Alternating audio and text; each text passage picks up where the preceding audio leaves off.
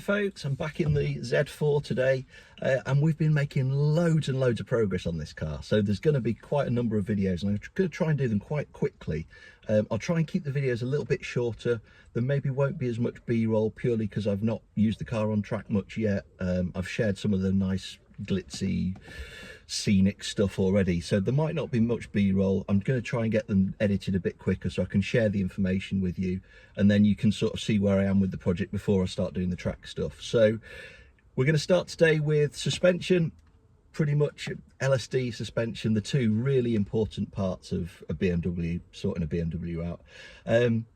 I have chosen KW suspension, absolutely love KW for a road and track car. Had the V3s in my M140i, they were superb. Will has the V3s on his Cayman S. This is more budget conscious. There weren't any V3s available secondhand. I managed to pick up a set of V2s secondhand, so still a very good coilover, just not quite as good as the V3s, and long term I'd love to put some V3s or some Club Sports on this, with it edging more towards being a bit of a track car. But for the time being we've gone with the V2s. V1 is their height adjustable coilover without any damping adjustment. V2 is rebound only adjustment of the damping with the height adjustment as well, and V3 is the height adjustment plus rebound and bump or compression damping adjustment. I did ask KW some questions actually, because I was interested to learn about the different shocks, the different dampers within the units, to see how they compare. So the V1 and V2 have got the same bump valves. The V3 has got a similar bump valve, but it has an integrated blow off in it, so it means that it's just better able to cope with sort of sharp movements, and from the driver's seat I think you can tell that, albeit this is a different car to those that I've driven with V3s. I don't think this rounds things off, the sharper imperfections, as well as a V3 does. I think you can feel more through the suspension on those sort of sharper bumps than you can with a V3. So I think you can feel what that nice special V3 bump valve is doing. Not in this has got the same as the V1. And then the rebound is the same valve across V1, 2 and 3. The only difference being that the 2 and the 3 gain the adjustment that they need. So broadly similar, I guess, albeit nice to have the adjustment of the rebound on this coilover. So the Z4 suspension is quite hard and not great. It's trying to do something that's quite difficult. It's trying to be sporty and at the same time comfortable, and I think it comes down more on the side of sporty. I think one thing that we always have to remember with these cars is they are built by Germans and probably tested on German roads, and when they come to the UK, same with the M140i, they come undone a bit. The UK roads are terrible, very, very terrible, and the suspension quite often can't really cope with our roads. And the same could be said of the KWs actually. I thought the rear was much too hard, and that's something else that I discussed with KW actually. I sort of asked them, can you do a softer spring for the rear, because it just felt too hard.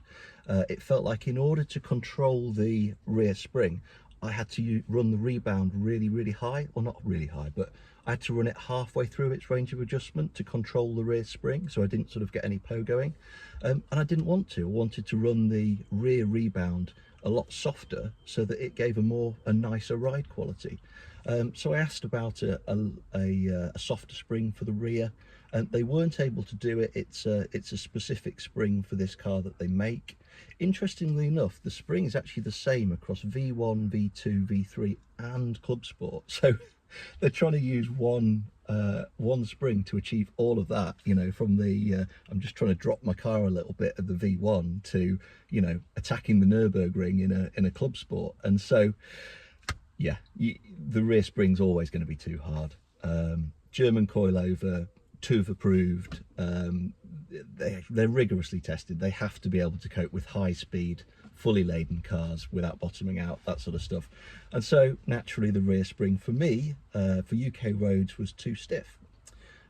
So what I did about that was I did a bit of research. I was going to go for a sort of an IBAC Pro Kit rear spring, Rewinding a little bit, it's a divorced setup on the back of these cars, like an E46.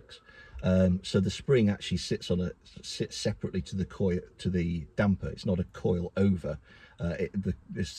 The damper strut is here and the spring is here, a divorced setup, and so you can change spring independently of the shock. You don't have to remove it from the car to change it, which is really handy.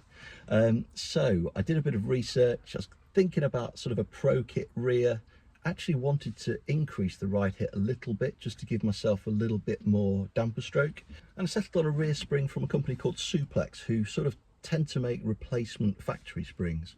The spring I chose was a sport spec spring, so it's a sort of a 10mm lower spring that's spec'd on M Sport Z4s, so it gave me a bit of a drop, but very, very modest compared to the standard ride height, and was perhaps 5mm, maybe 8mm, I think probably about 5mm higher than the car had been on the KW. So pretty much what I wanted to achieve.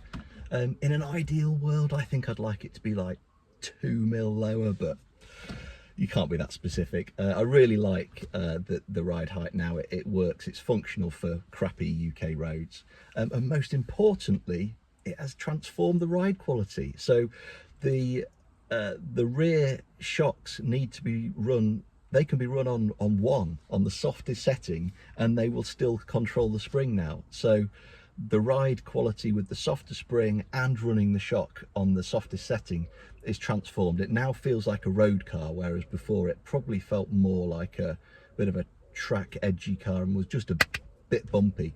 So yeah, transformed. It's achieved exactly what I set out to do, and now the car flows down the road as you want it to. There's a little bit more roll. It's not really a negative. At the track it probably would be, but on the road there isn't really a perceivable detriment of fitting these springs. For me, it's a more cohesive road car now. Of course, I've still got the adjustable spring platforms and the KW springs. I might swap them in for track use. Of course, divorce setup, it's sort of very little effort. I can do it in 45 minutes both sides, so nice and easy to swap if I want to. I'll be swapping the front pads definitely for the track, so at the same time I may as well swap the rear springs for the track, so I should sort of have the best of both worlds without too much effort. And of course, with the adjustable damping at both ends, I can tweak them, firm things up for the track as I need to, and get it dialed in nicely for the track. So it feels better on the road now with the Suplex rear springs, and the shocks are a nice quality. It's sort of, I've always thought the V2 KWs are like something like a Coney yellow sport shock absorber, a nice road and tracks shock. Nothing exotic, but you know, nice quality.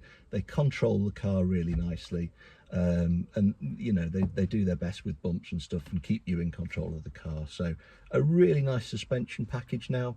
I haven't pushed it hard enough to know where the limits are or what the balance is like at the moment, so we'll go to the track to find that out, and of course I'll report back when I do that.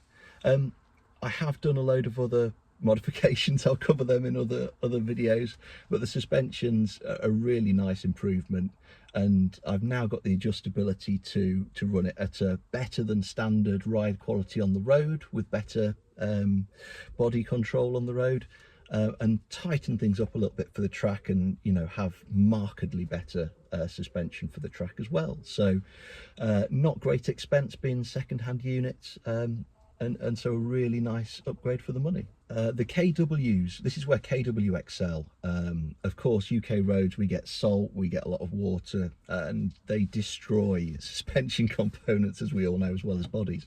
But yeah, the KWs have got, or at least their inox line of shocks have inox steel. I don't actually know what it is, but it's called inox steel.